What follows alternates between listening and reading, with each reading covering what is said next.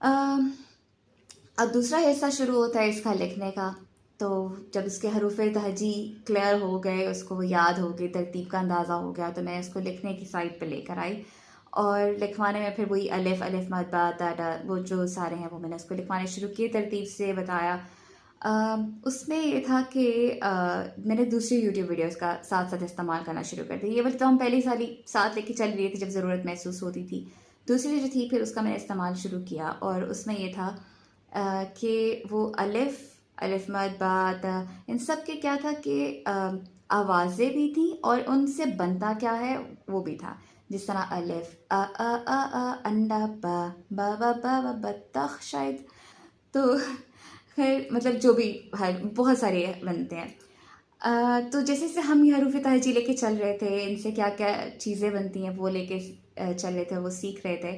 तो अब वो मेरे बच्चे ने कुदरती तौर पे ये करना शुरू किया कि खुद ही बैठा बैठा कहता था, ओ मामा दाल से दीवार बनती है, दाल से दरवाज़ा भी बनता है। वो कोई चीज़ देखेगा और वो खुद से कहेगा कि ओ ये तो इस हर्फ से बनता है।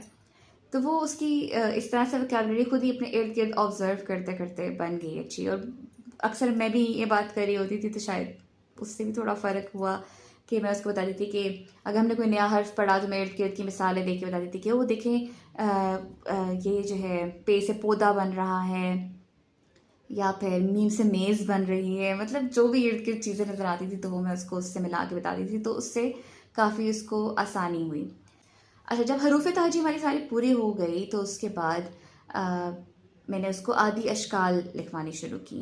अ, जैसे ही उसने बड़ी तक लिखा फिर हम साथ ही जिस तरह बे की आदि शक्ल होती है, जीम की आदि शक्ल है, सीन सौद की आदि शक्ल है, तो ये सारे हरूफ की आदि अशकाल की तरफ मैं उसको लेकर गई।